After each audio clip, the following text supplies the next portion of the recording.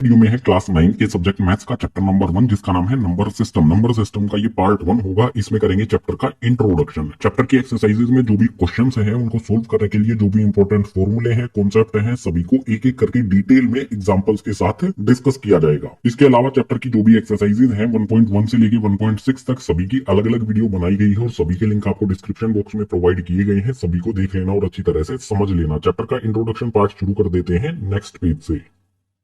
Chapter का नाम है नंबर सिस्टम। तो कौन कौन से नंबर्स होते हैं सबसे पहले ये समझ लेते हैं। सबसे पहले आ जाएगा नेचुरल नंबर्स। कौन कौन से होते हैं नेचुरल नंबर्स? ये स्टार्ट होंगे गाइस 1 से, उसके बाद आएगा 2, उसके बाद आ जाएगा 3, उसके बाद आ जाएगा 4, उसके बाद आ जाएगा 5। इसके आगे भी ये कंटिन्यू रहेंगे, इनका कहीं भी अंत नहीं होगा। जहां तक भी आप इन्हें काउंट कर सकते हैं ये कंटिन्यू रहेंगे। इससे आगे हमारे पास आ जाता है होल नंबर्स। ये शुरू होते हैं 0 से, इसके बाद आता है 1, इसके बाद आता है 2, उसके बाद 3, उसके बाद 4, उसके बाद 5, उसके बाद 6 एंड ये भी कंटिन्यू रहेंगे, कभी भी खत्म नहीं होंगे। नेचुरल नंबर्स और होल नंबर्स में सिर्फ 0 का अंतर है। नेचुरल नंबर्स में 0 नहीं होता है, होल नंबर्स में 0 होता है। बाकी इसके आगे का सेम नेचुरल नंबर्स ही हमारे आ जाते हैं। नेचुरल और होल नंबर्स के बाद आता है इंटीजर्स। इंटीजर्स गाइस दो तरह के होते हैं। एक होता है हमारा पॉजिटिव यानी कि प्लस वाले इंटीजर्स और एक होता है नेगेटिव यानी कि माइनस वाले इंटीजर्स। पॉजिटिव इंटीजर्स कौन से होते हैं? 1 से स्टार्ट होंगे, उसके बाद 2 आएगा, 3 आएगा, 4 आएगा एंड कंटिन्यू ये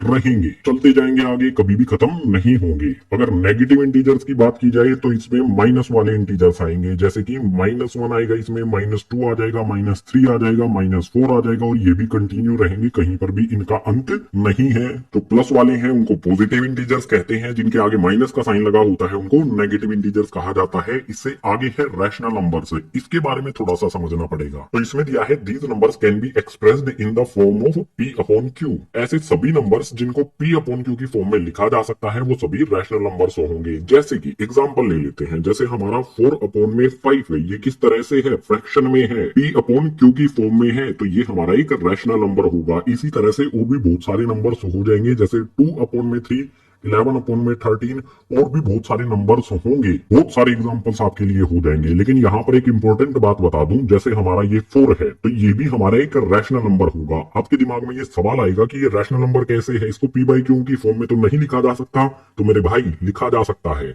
4 को हम लिख सकते हैं 4 और अपनी तरफ से डिनोमिनेटर में लगा सकते हैं 1। कोई भी नंबर इस तरह से है उसके डिनोमिनेटर में अपनी तरफ से 1 लगाया जा सकता है, यानी कि P/Q की फॉर्म में इसको लिखा जा सकता है, तो ये रैशनल नंबर हो जाएगा। इसी तरह से अगर 8 है तो ये भी हमारा रैशनल नंबर होगा, क्योंकि 8/1 लिखा जा सकता है। अगर डिनोमिनेटर में 1 लगा देंगे तो 4/1 4 के ही इक्वल होगा, इसकी वैल्यू में कोई भी चेंज नहीं आएगा। सो ऐसे सभी नंबर्स जिनको P/Q की फॉर्म में लिखा जा सकता है वो रैशनल नंबर्स होंगे। इससे आगे आ जाते हैं इर्रेशनल नंबर्स पर। रैशनल नंबर्स का ये बिल्कुल उल्टा होता है। सो इसमें दिया है these numbers can not be expressed in the form of P/Q। ऐसे सभी नंबर्स जिनको P/Q की फॉर्म में नहीं लिख सकते हैं वो इर्रेशनल नंबर्स होंगे। जैसे कि पाई को P/Q की फॉर्म में नहीं लिखा जा सकता है। बहुत सारे स्टूडेंट्स कहेंगे कि पाई की वैल्यू तो 22/7 होती है और ये P/Q की फॉर्म में है, तो आपको बता दूं पाई की एग्जैक्ट वैल्यू ये नहीं होती है। पाई की एग्जैक्ट वैल्यू को P/Q की फॉर्म में नहीं लिखा जा सकता, यानी कि पाई एक इरेशनल नंबर है। बिल्कुल इसी तरह से √2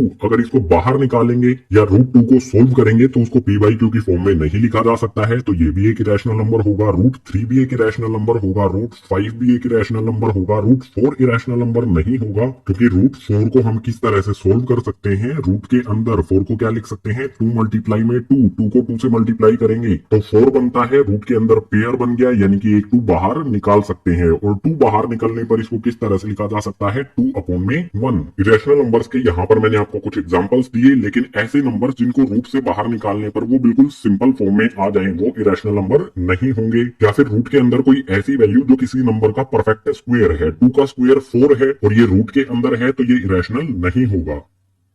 यहाँ पर 2 है, 3 है, 5 है, ये तीनों वैल्यूज किसी भी नंबर का परफेक्ट स्क्वायर नहीं है, तो ये हमारी इरेशनल होंगी। इरेशनल नंबर्स के बाद आ जाते हैं रियल नंबर्स पर। रियल नंबर्स में सब कुछ आ जाता है। पहले पढ़ लेते हैं क्या दिया है। It contain all rational and irrational numbers that can be represented on number line. आपको पता ही होगा, इस तरह से हमारी एक नंबर लाइन होती है, बीच में 0 होता है, इस तरफ 1 आता है, 2 आता है, उसके बाद और भी नंबर्स इस पे आगे कंटिन्यू रहते हैं। और जहां पर हमारा 0 है इसके लेफ्ट साइड में -1 आता है, -2 आता है, -3 आता है, और भी नंबर्स इसमें कंटिन्यू इस तरफ रहते हैं। रियल नंबर्स में हमें कहा है कि इस नंबर लाइन पे जिस भी नंबर को रिप्रेजेंट किया जा सकता है वो सभी के सभी रियल नंबर्स होंगे। अब यहाँ पर देखो नेचुरल नंबर्स 1 2 3 4 5 जो भी हैं उनको रिप्रेजेंट कर सकते हैं, यानी कि ये रियल नंबर्स होंगे। इसके बाद वो नंबर्स इन सभी नंबर्स को भी नंबर लाइन पे रिप्रेजेंट किया जा सकता है, यानी कि ये भी हमारे रियल नंबर्स के अंदर ही आ जाते हैं। इसके बाद इंटीजर्स पॉजिटिव वाले इस साइड में आ जाएंगे, नेगेटिव वाले इस साइड में आ जाएंगे। इंटीजर्स को भी इस नंबर लाइन पे शो किया जा सकता है, यानी कि ये भी रियल नंबर्स के अंदर आ जाएंगे। इसके बाद जो भी रैशनल नंबर्स हैं उनको भी इस नंबर लाइन पे शो किया जा सकता है। इरेशनल नंबर्स जो हैं उनको भी इस नंबर लाइन पे शो किया जा सकता है। तो नेचुरल नंबर्स से लेकर इरेशनल नंबर्स तक ये सभी के सभी रियल नंबर्स के अंदर ही आ जाते हैं। अब आपके दिमाग में ये सवाल आएगा कि रैशनल नंबर्स को किस तरह से नंबर लाइन पे शो किया जाएगा या फिर इरेशनल नंबर्स को नंबर लाइन पे किस तरह से शो किया जाएगा। तो आप इस चैप्टर के इंट्रोडक्शन में ही ये सारी चीजें सीखेंगे। इस पेज पर हमने नंबर सिस्टम को समझ लिया है, किस किस तरह के कौन कौन से नंबर्स होते हैं। अब रैशनल नंबर्स को थोड़ा सा और डिटेल में समझेंगे नेक्स्ट पेज पर। रैशनल नंबर्स के बारे में पीछे वाले पेज पर आपको बता दिया है, ये P/Q की फॉर्म में होते हैं। इनसे रिलेटेड एक्सरसाइज 1.1 में किस तरह के क्वेश्चंस दिए गए हैं और उनको किस तरह से सोल्व करना है सारी चीजें समझ लेते हैं इस वाले पेज पे। एग्जांपल ले लेते हैं। यहाँ पर हमें एग्जांपल में दिया है find 5 rational numbers between 2/5 and 3/5। अगर हमें कोई भी दो रैशनल नंबर दिए हों और उनके बीच में कुछ रैशनल नंबर से ही हमें फाइंड करने हैं तो ये कैसे किया जाता है इसको समझ लो। सबसे पहले जो भी रैशनल नंबर दिए गए हैं उनको लिखेंगे। यहाँ पर हमारा पहला रैशनल नंबर 2/5 लिख लेंगे। उसके बाद कुछ दूरी पर 3/5 हमारा दूसरा रैशनल नंबर भी लिख लेंगे। इन दोनों के बीच में कोई भी 5 रैशनल नंबर हमें पता लगाने हैं, तो 5 से कोई भी एक बड़ा नंबर ले लो। लाइक 5 से बड़ा क्या होता है, 6 होता है। तो 6 को इसमें ऊपर और नीचे मल्टीप्लाई कर दो। बिल्कुल इसी तरह से सेकंड वाले में भी ऊपर और नीचे मल्टीप्लाई कर दो। मल्टीप्लाई करने के बाद मिलेगा क्या, हमें 2 को 6 से मल्टीप्लाई करेंगे तो ये हो जाएगा हमारा 12। 5 को 6 से मल्टीप्लाई करेंगे तो ये हो जाएगा 30। बिल्कुल इसी तरह से यहाँ पर 3 को 6 से मल्टीप्लाई करेंगे तो ये हो जाएगा हमारा 18। उसके बाद नीचे यहाँ पर 5 को 6 से मल्टीप्लाई करेंगे तो ये हो जाएगा हमारा 30। मल्टीप्लाई करने के बाद हमें दो इस तरह से नंबर मिल जाएंगे। इसके बीच में जो भी रैशनल नंबर्स हैं वो यहाँ पर लिख देंगे, वही हमारा आंसर हो जाएगा। जैसे यहाँ पर 12/30 है, इससे नेक्स्ट नंबर क्या होगा हमारा 13/30। इसके बाद आ जाएगा यहाँ पर 14/30 और इससे नेक्स्ट होगा हमारा 15/30। इसी तरह से आ जाएगा यहाँ पर 16/30 और नेक्स्ट आ जाएगा हमारा 17/30। हमें 5 रैशनल नंबर्स पता लगाने थे इन दोनों नंबर्स के बीच में। तो सिंपली जितने भी नंबर पता लगाने हो उससे कोई भी बड़ा नंबर इन दोनों फ्रैक्शन में ऊपर और नीचे मल्टीप्लाई कर देंगे। जो भी नंबर्स हमें मिलेंगे उसके बीच वाले नंबर्स यहाँ पर लिख देंगे, वही हमारा आंसर हो जाएगा। जो भी स्टेप्स आपको बताए हैं इनको फॉलो करना है और आंसर आपका डिफरेंट भी हो सकता है। इन दोनों नंबर्स के बीच में रैशनल नंबर्स फाइंड करना इजी है क्योंकि डिनोमिनेटर यहाँ पर सेम है। अगर डिनोमिनेटर सेम नहीं होगा तो किस तरह से रैशनल नंबर फाइंड करेंगे ये समझ लेते हैं इस वाले एग्जांपल से। इसमें दिया है find 5 rational numbers between 2/5 and 3/4। इन दो नंबर्स के बीच में 5 रैशनल नंबर पता लगाने हैं। तो सबसे पहले डिनोमिनेटर अलग अलग है, डिनोमिनेटर को हमें इक्वल करना होगा। डिनोमिनेटर को इक्वल करने के लिए सबसे पहले यहाँ पर लिखेंगे 2/5, उसके बाद यहाँ पर एक साइड में लिखेंगे 3/4। डिनोमिनेटर में यहाँ पर 5 है, यहाँ पर 4 है। डिनोमिनेटर में वैल्यू इक्वल होनी चाहिए और इक्वल करने के लिए क्या किया जा सकता है, सिंपल तरीका बताता हूँ। जो भी यहाँ पर डिनोमिनेटर में है उसको इस वाले फ्रैक्शन में ऊपर और नीचे मल्टीप्लाई कर देंगे। कर देते हैं यहाँ पर मल्टीप्लाई में 4/4। बिल्कुल इसी तरह से यहाँ पर जो डिनोमिनेटर में वैल्यू है 5, इस वाले फ्रैक्शन में ऊपर और नीचे मल्टीप्लाई कर देंगे 5/5। मल्टीप्लाई करने के बाद मिलेगा क्या, 2 को 4 से मल्टीप्लाई करेंगे ये हो जाएगा हमारा 8। उसके बाद 5 को 4 से मल्टीप्लाई करेंगे तो ये हो जाएगा हमारा 20। इसी तरह से 3 को 5 से मल्टीप्लाई करेंगे तो ये हो जाएगा हमारा 15। उसके बाद डिनोमिनेटर में 4 को 5 से मल्टीप्लाई करेंगे तो ये हो जाएगा हमारा 20। ध्यान से देखने पर पता चलेगा कि डिनोमिनेटर इक्वल हो गया है। जब डिनोमिनेटर इक्वल हो जाए तो 8/20 के बाद कौन सा नंबर आएगा, यहाँ पर लिखेंगे उसे 9/20 आ जाएगा। उसके बाद यहाँ पर आ जाएगा हमारा 10/20। उसके बाद यहाँ पर आ जाएगा हमारा 11/20। इससे नेक्स्ट आ जाएगा हमारा 12/20। इससे नेक्स्ट आ जाएगा हमारा 13/20। इससे नेक्स्ट आ जाएगा हमारा 14/20। जो भी हमारे ये दो नंबर्स थे, सबसे पहले इनके डिनोमिनेटर को हमने इक्वल किया। उसके बाद जो भी हमें वैल्यूज मिली इनके बीच में जो भी रैशनल नंबर बनते थे वो यहाँ पर हमने लिख दिए हैं। अब हमें 5 रैशनल नंबर फाइंड करने थे लेकिन यहाँ पर हमें 6 मिल जाते हैं। तो एक को रब कर दो तो बचे हुए जो 5 हैं ये हमारा आंसर हो जाएगा। अगर हमें क्वेश्चन में ये दिया होता कि 6 रैशनल नंबर फाइंड करने हैं तो ये भी हम लिख देंगे। इंपॉर्टेंट पॉइंट ये है कि जो भी हमारे रैशनल नंबर्स हमें दिए होंगे उनका डिनोमिनेटर इक्वल होना चाहिए, उसी के बाद रैशनल नंबर फाइंड करना इजी होगा। एक्सरसाइज 1.1 में कुछ इसी तरह के क्वेश्चन आपको दिए होंगे, उनको किस तरह से सोल्व करना है इस वाले पेज पर हमने डिस्कस कर लिया है। अब नेक्स्ट पेज पर इरेशनल नंबर से रिलेटेड किस तरह के क्वेश्चंस आएंगे उनको नेक्स्ट पेज पर समझते हैं। इरेशनल नंबर यानी कि ऐसे नंबर जिनको पी बाई क्यू की फॉर्म में नहीं लिखा जा सकता है, नहीं शो किया जा सकता है, वो सभी इरेशनल नंबर होंगे। ये आपको पीछे वाले पेजेस पर बता दिया गया था। इरेशनल नंबर से रिलेटेड एक्सरसाइज 1.2 में जो क्वेश्चंस आते हैं उन क्वेश्चंस को सोल्व करने के लिए जो भी कॉन्सेप्ट है उसको समझ लेते हैं एग्जाम्पल की हेल्प से। मान लीजिए हमें कोई इरेशनल नंबर दिया गया है और हमें बोला गया है कि इस इरेशनल नंबर को लोकेट करो नंबर लाइन पर। इसके लिए एग्जाम्पल यहाँ पर हमने लिया है locate √2 on the number line. √2 हमारा एक इरेशनल नंबर है, अगर इसको नंबर लाइन पे हमें शो करना है तो तरीका क्या होगा। या फिर √2 के अलावा अगर हमें कोई भी नंबर दिया गया है, जैसे √3 दिया गया है, ये भी एक इरेशनल नंबर है, √5 दिया गया है, ये भी एक इरेशनल नंबर है, √7 दिया गया है, ये भी एक इरेशनल नंबर है। इसके अलावा कोई भी इरेशनल नंबर है, इस तरह से उसको नंबर लाइन पे किस तरह से लोकेट करेंगे, कॉन्सेप्ट यहाँ पर समझना है हमें। इस कॉन्सेप्ट को समझने के लिए हमें जरूरत होगी ज्योमेट्री की, लेकिन ज्योमेट्री से पहले आपको एक सिंपल कॉन्सेप्ट समझा देता हूँ। यहाँ पर अपोज कर लीजिए ये हमारा एक राइट एंगल्ड ट्राइंगल है, यानी कि इसमें एक 90 डिग्री का एंगल यहाँ पर बनता है। तो 90 डिग्री के अपोजिट में जो भी हमारी साइड है ये होती है हाइपोटेनियस, और जो नीचे वाली साइड होती है इसे कहा जाता है बेस, और जो ये खड़ी लाइन होती है इसे कहा जाता है परपेंडिकुलर। यहां से एक फॉर्मूला बनता है, इस फॉर्मूले को हमेशा याद रखना है। जो भी हमारी हाइपोटेनियस है ये हमारी हाइपोटेनियस हो गई। अगर हम इसका स्क्वायर करेंगे तो ये इक्वल होता है बेस के स्क्वायर प्लस में परपेंडिकुलर के स्क्वायर से, यानी कि बी का स्क्वायर प्लस में परपेंडिकुलर का स्क्वायर। कोई भी राइट एंगल्ड ट्राइंगल है उसके अपोजिट वाली साइड का अगर हम स्क्वायर करेंगे तो वो इक्वल होगा बची हुई दो साइड के स्क्वायर के सम के इक्वल। ये पाइथागोरस थ्योरम है। जो भी हमारे इरेशनल नंबर्स हैं इनको नंबर लाइन पे शो करने के लिए, लोकेट करने के लिए इस फॉर्मूले का इस्तेमाल किया जाएगा। तो आपको ये पता होना चाहिए, मैंने आपको पहले ही बता दिया है। अब जो भी हमारा ये √2 है इसको नंबर लाइन पे लोकेट करने के लिए हमें कंस्ट्रक्शन करनी होगी, जिसमें जो भी ज्योमेट्री के इक्विपमेंट्स हैं उनका इस्तेमाल करना होगा। सो कंस्ट्रक्शन इसकी करते हैं नेक्स्ट पेज पर। एक्सप्लेन भी करूंगा पॉइंट टू पॉइंट सारी चीजों को।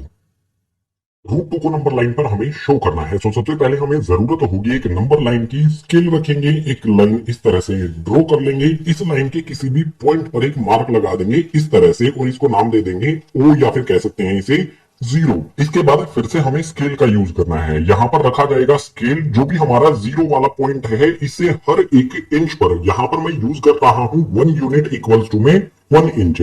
हर 1 इंच पर यहां से यहां तक 1 इंच होता है तो यहाँ पे एक पॉइंट बना देंगे। इसी तरह से यहां तक 1 इंच होता है, पॉइंट बना देंगे। इसी तरह से लेफ्ट हैंड साइड में भी करेंगे। जो भी हमारा ये पॉइंट है इससे 1 इंच यहाँ पर हुआ और नेक्स्ट 1 इंच यहाँ पर हुआ। जो भी हमने पॉइंट्स बनाए हैं इनको नाम देंगे अभी। जो भी हमारा ये वाला पॉइंट होगा, 0 से नेक्स्ट वाला पॉइंट हो जाएगा हमारा 1, इससे नेक्स्ट वाला पॉइंट हो जाएगा हमारा 2। ये नंबर लाइन है तो आगे ये कंटिन्यू रहेगी, इसीलिए ये एरो हमने लगा दिया। इसके बाद जो भी हमारा 0 है इससे लेफ्ट साइड में जो भी हमारा ये पॉइंट है ये हो जाएगा -1, इससे लेफ्ट जो है ये हो जाएगा -2, और इस साइड में भी हमारी नंबर लाइन कंटिन्यू रहेगी। नंबर लाइन हमने बना ली है। अब √2 को शो करने के लिए जो भी हमारा 0 वाला पॉइंट है इससे 1 unit distance right hand side पर हमारा 1 है, इस वाले पॉइंट पर 90 डिग्री का एंगल बनाएंगे। 90 डिग्री एंगल बनाने के लिए यूज करेंगे D वाले स्केल का। सो D वाला स्केल रखेंगे यहाँ पर और 90 डिग्री के लिए पॉइंट लगा देंगे। ये हमारा 90 डिग्री का एंगल होगा इस वाले पॉइंट पर। इसके बाद जो भी हमारा ये वाला पॉइंट है यहाँ से 90 डिग्री एंगल बनाएंगे, और जो भी एंगल की लाइन रहेगी वो 1 इंच की होनी चाहिए, यानी कि 1 यूनिट की होनी चाहिए।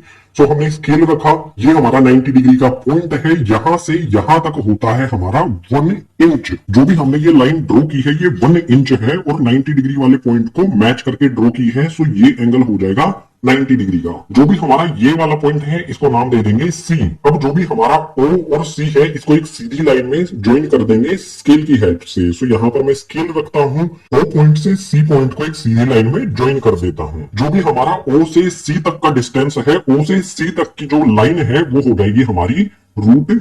टू। अब यहाँ पर एक पॉइंट ये आ जाता है कि जो भी हमारा ओ सी है ये नंबर लाइन पर नहीं है, इसको नंबर लाइन पर लाने के लिए क्या करेंगे, उसके लिए जरूरत होगी हमें कंपास की। जो भी हमारा कंपास होगा उसको ओ वाले पॉइंट पर रखेंगे और ओपन कर लेंगे सी वाले पॉइंट तक। इस पॉइंट तक ओपन करने के बाद यहां से एक आर्क ड्रॉ कर देंगे नंबर लाइन की तरफ। जहां पर भी ये नंबर लाइन को टच करेगी इस पॉइंट को नाम दे देंगे डी। ओ डी जो है वो इक्वल होगा हमारा ओ सी के, क्योंकि जो भी ओ सी की लंबाई है वही ओ डी की लंबाई होगी, क्योंकि ये दोनों लाइन ओ सी और ओ डी इस आर्क का ही रेडियस है। सेम आर्क का रेडियस हमेशा इक्वल होता है, इसीलिए ओ डी और ओ सी एक दूसरे के इक्वल होगा। इसके बाद यहाँ पर ओ डी हमारा एज इट इज रहेगा इक्वल्स टू में ओ सी कितना है, √2 है। सो इस ओ सी की जगह पर लिख देंगे यहाँ पर √2, यानी कि ओ से डी तक ये हमारा √2 यूनिट का डिस्टेंस होगा। यही हमें शो करना था। अब ये √2 कैसे हुआ इसको समझेंगे नेक्स्ट पेज पर।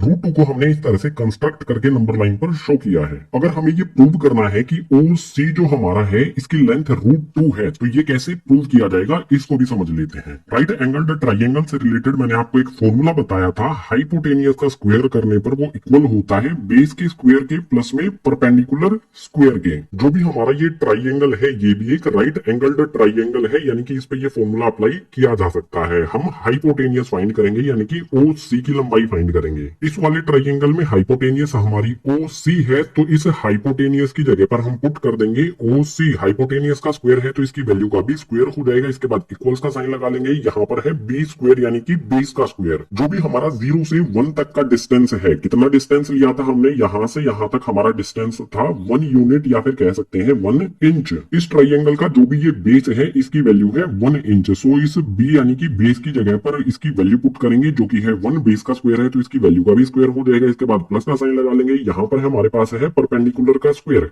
इस वाले ट्राइंगल में हमारा परपेंडिकुलर क्या है, जो भी हमारा ये पॉइंट है इस पे जो ये वर्टिकल लाइन है ये हमारा परपेंडिकुलर है। और ये हमने कितना ड्रॉ किया था, ये भी हमारा नंबर लाइन से लेकर सी पॉइंट तक 1 इंच ही था, यानी कि इस परपेंडिकुलर की जो भी वैल्यू है वो 1 होगी। सो इस पी यानी कि परपेंडिकुलर की जगह पर इसकी वैल्यू 1 पुट करेंगे। परपेंडिकुलर का स्क्वायर है तो इसकी वैल्यू का भी स्क्वायर करेंगे। अब इसे सोल्व करेंगे तो जो भी हमारा हाइपोटेनियस यानी कि ओ सी है इसकी वैल्यू हमें पता चलेगी। सोल्व करते हैं इसे, तो इस साइड में हमारा ओ सी स्क्वायर एज इट इज रहेगा इक्वल्स टू में 1 का स्क्वायर। इसका मतलब होगा 1 को 1 से मल्टीप्लाई करना। 1 को 1 से मल्टीप्लाई करेंगे 1 ही रहेगा। प्लस का साइन लगाएंगे, यहाँ पर भी 1 का स्क्वायर है तो ये भी हमारा 1 रहेगा। इससे नेक्स्ट यहाँ पर ओ सी का स्क्वायर एज इट इज आ जाएगा इक्वल्स टू में यहाँ पर 1 प्लस में 1 ये हो जाएगा हमारा 2। ओ सी स्क्वायर की वैल्यू 2 आ जाती है, लेकिन हमें तो ओ सी की वैल्यू फाइंड करनी है, यानी कि इस स्क्वायर को हटाना होगा। और स्क्वायर को हटाने का सबसे अच्छा तरीका होता है रूट लगा दो। अगर हमने इस साइड में रूट लगाया है तो इस साइड में भी रूट लगाना पड़ेगा। सो इस साइड में 2 पे भी रूट हमने लगा दिया। ओ सी पे जो स्क्वायर लगा है इस स्क्वायर से ये वाला रूट कैंसिल हो जाएगा। हमेशा याद रखना इस बात को, स्क्वायर से रूट कैंसिल हो जाता है। सो इस स्क्वायर से रूट कैंसिल होने पर हमें मिलेगा ओ सी इक्वल्स टू में √2। अगर हम कोई ऐसा ट्राइंगल ड्रॉ करें जिसका बेस 1 यूनिट है और उसका परपेंडिकुलर भी 1 यूनिट है, तो जो हमारा हाइपोटेनियस होगा ये वाली साइड होगी वो √2 के इक्वल होगी। इसी कॉन्सेप्ट का यूज करके हमने यहाँ पर ओ सी की जो लंबाई है वो √2 रखी है। √2 के अलावा बहुत सारे नंबर्स हैं, जैसे कि √3, इसके बाद √5, इसके बाद √7। इसी तरह के जो भी नंबर्स हैं, इरेशनल नंबर्स हैं, आप उनको ट्राई कर सकते हो नंबर लाइन पर लोकेट करने का। अगर इनको रिप्रेजेंट करने से रिलेटेड आपका कोई डाउट होता है तो एक्सरसाइज 1.2 की वीडियो देख लेना कंप्लीट, कोई भी डाउट आपका नहीं रहेगा। इस टाइप की कई सारी प्रॉब्लम्स एक्सरसाइज 1.2 में है, सभी को एक एक करके सोल्व करेंगे तो आपका डाउट क्लियर हो जाएगा। सो इरेशनल नंबर को नंबर लाइन पर किस तरह से रिप्रेजेंट करना है ये भी हमने समझ लिया है, और जो भी हमारी वैल्यू आएगी नंबर लाइन पर वो कैसे आई है ये भी हमने समझ लिया है। इसी के साथ ये वाला कॉन्सेप्ट हो जाता है कंप्लीट। अब नेक्स्ट पेज पर इंट्रोडक्शन का जो नेक्स्ट कॉन्सेप्ट है डेसिमल एक्सपेंशन, उसको स्टार्ट करते हैं। डेसिमल एक्सपेंशन इस चैप्टर का एक इंपॉर्टेंट पार्ट होता है। सो डेसिमल एक्सपेंशन क्या होता है, जब किसी फ्रैक्शन को सोल्व करेंगे तो हमारा आंसर डेसिमल की फॉर्म में आएगा, उसी को डेसिमल एक्सपेंशन कहेंगे इस फ्रैक्शन का। डेसिमल एक्सपेंशन के टोटल 3 टाइप होते हैं। तीनों टाइप्स को समझने के लिए यहाँ पर हम 3 प्रॉब्लम्स को सोल्व करेंगे। सबसे पहले है 7/8, इसका मतलब होगा 7 को 8 से डिवाइड करना। इसी तरह से 10/3 का मतलब होगा 10 को 3 से डिवाइड करना। और यहाँ पर √2 इक्वल्स टू में, इसका मतलब होगा इस रूट को हटाना, या फिर ये भी कह सकते हैं हैं कि ये किस वैल्यू का परफेक्ट स्क्वायर है, ये पता लगाना। और ये पता लगाने के लिए यूज किया जाता है लॉन्ग डिवीजन मेथड, जो आप क्लास 8 में पढ़ चुके हैं। सो जो भी हमारी ये तीनों प्रॉब्लम्स हैं, इनको फटाफट से आपके लिए सोल्व कर देता हूं, उसके बाद समझ पाएंगे डेसिमल एक्सपेंशन के तीनों टाइप्स के बारे में। जो भी हमारी ये तीनों प्रॉब्लम्स थी, तीनों को हमने सोल्व कर लिया है। 7/8 को सोल्व करने पर आया हमारा 0.875, जिसको हम लिख सकते हैं 0.875। इसका डेसिमल एक्सपेंशन होगा ये। बिल्कुल इसी तरह से 10/3 को जब हमने सोल्व किया तो हमारा आंसर आया 3.33। इसमें 3 रिपीट होता रहेगा। आप इसको देख सकते हो, 10 में से 9 को माइनस करेंगे 1 आ जाएगा, 0 लगाएंगे, फिर से 3 के टेबल में 3 टाइम्स पर आ जाएगा 9, फिर से करेंगे 1 आ जाएगा, फिर 9 आएगा, फिर 1 आ जाएगा, इसके पीछे 0 लगाएंगे, फिर 3 3 9 आ जाएगा। और ये कैलकुलेशन हमारी कंटिन्यू रहेगी, कभी भी ये कैलकुलेशन कंप्लीट नहीं होगी, यानी कि हमारा आंसर 3.3333 चलता रहेगा, कभी भी ये एंड नहीं होगा। इसके बाद जो भी हमारा ये √2 है, इसको सोल्व करेंगे लॉन्ग डिवीजन मेथड से, तो हमारा आंसर कुछ इस तरह से आएगा 1.414। यहां तक ही हमने कैलकुलेट किया है, उसमें कुछ भी रिपीट नहीं होगा। इसके आगे सोल्व करेंगे तो यहाँ पर आ जाएगा 2, उसके बाद आ जाएगा 1, उसके बाद आ जाएगा 3, उसके बाद आएगा 5, उसके बाद आएगा 6, उसके बाद आएगा 2, उसके बाद आएगा 3, उसके बाद 7। इस कैलकुलेशन में जो भी हमारा आंसर आएगा उसमें कोई भी पैटर्न या फिर कोई भी वैल्यू रिपीट नहीं होगी, और जो भी हमारी ये कैलकुलेशन है ये कंटिन्यू रहेगी, इसका कहीं पर भी एंड नहीं होगा। डेसिमल एक्सपेंशन में हमने 3 अलग अलग चीजें देखी। एक ऐसा डेसिमल एक्सपेंशन जो हमें एक परफेक्ट आंसर दे देता है, फ्रैक्शन को सोल्व करने पर रिमाइंडर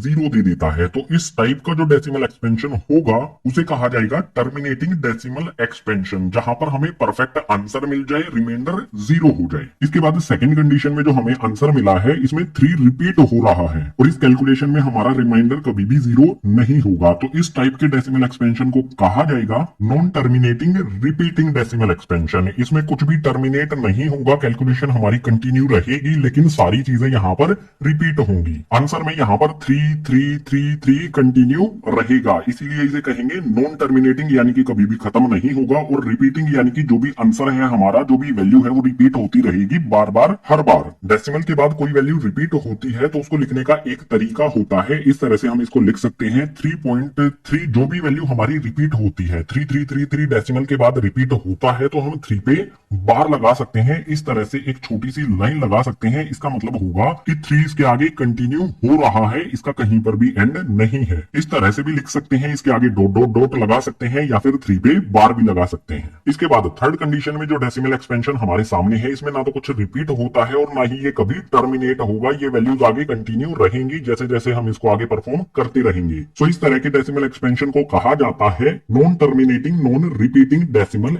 एक्सपेंशन। दोबारा से रिवाइज करा देता हूं फटाफट से। ऐसा डेसिमल एक्सपेंशन जिसमें कुछ भी रिपीट ना हो, कहीं पर एंड हो जाए, उसे कहेंगे टर्मिनेटिंग डेसिमल एक्सपेंशन। इसके बाद सेकंड टाइप का डेसिमल एक्सपेंशन में वैल्यूज रिपीट होती हैं डेसिमल के बाद, कहीं पर भी वो खत्म नहीं होंगी, रिपीट होती रहेंगी, तो इस टाइप के डेसिमल एक्सपेंशन को कहेंगे non terminating repeating decimal expansion. Third type का डेसिमल एक्सपेंशन, इसमें कुछ भी रिपीट नहीं होगा और जो भी वैल्यूज है वो कंटिन्यू रहेंगी, तो इस टाइप के डेसिमल एक्सपेंशन को कहेंगे नॉन टर्मिनेटिंग नॉन रिपीटिंग। अब यहाँ पर आपको एक इंपॉर्टेंट बात बता देता हूं, जो हमारे रैशनल नंबर्स होते हैं उनका डेसिमल एक्सपेंशन कैसा होता है। उनका डेसिमल एक्सपेंशन या तो टर्मिनेटिंग होता है या फिर नॉन टर्मिनेटिंग रिपीटिंग होता है, और जो हमारे इरेशनल नंबर्स होते हैं उनका decimal expansion non terminating non repeating ही होता है। अगर किसी वैल्यू का डेसिमल एक्सपेंशन टर्मिनेटिंग हो तो रैशनल होगा, नॉन टर्मिनेटिंग रिपीटिंग हो तो वो भी रैशनल होगा, और अगर किसी वैल्यू का decimal expansion non terminating non repeating है तो उसको कहेंगे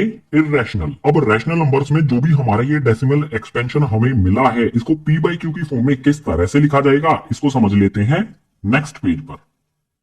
टर्मिनेटिंग डेसिमल एक्सपेंशन और non terminating repeating decimal expansion. अगर हम उन दोनों डेसिमल एक्सपेंशन को p/q की फॉर्म में लिखना चाहें तो कैसे लिखेंगे, ये समझना है हमें इस वाले पेज पर। पहले टर्मिनेटिंग डेसिमल एक्सपेंशन को समझ लेते हैं। सो पीछे वाले पेज पर टर्मिनेटिंग डेसिमल एक्सपेंशन था 0.875। इसको p/q की फॉर्म में लिखने के लिए क्या करेंगे, ये आपको पहले से आता होगा, मुझे ये उम्मीद है आपसे। अगर नहीं आता है तो बहुत आसान है, जो भी हमारे डेसिमल के बाद की वैल्यूज हैं उनको लिख लेंगे यहाँ पर 875, और इसके डिनोमिनेटर में हम लिखेंगे 1। उसके बाद हमें आना है इस वाली वैल्यू पर। डेसिमल के बाद कितनी वैल्यूज यहाँ पर आती हैं, कितनी डिजिट्स आती हैं, 1 2 3। 1 लिखने के बाद जितनी भी डिजिट्स आती हैं उतनी ही यहाँ पर 0 लगा दी जाएंगी। तीन वैल्यूज यहाँ पर हैं तो तीन जीरो हमने लगा दी है। डेसिमल के बाद अगर दो वैल्यूज होंगी तो दो जीरो लगेंगी, एक वैल्यू होगी तो एक जीरो लगेगी। डेसिमल के बाद जितनी भी वैल्यूज होंगी उतनी ही जीरो वन के पीछे हम लगाएंगे। इसके बाद ऊपर और नीचे वाली वैल्यूज को कैंसिल करेंगे। 125 के टेबल में 7 टाइम्स पर आ जाता है 875। उसके बाद 125 के टेबल में 8 टाइम्स पर आता है 1000। अगर आपको 125 का टेबल नहीं आता है तो आप इसे छोटी वैल्यू से भी कैंसिल कर सकते हैं। 5 से ट्राई कर सकते हैं, 25 से ट्राई कर सकते हैं। जब आप कंप्लीट कैंसिल कर लेंगे तो ऊपर 7 मिलेगा, नीचे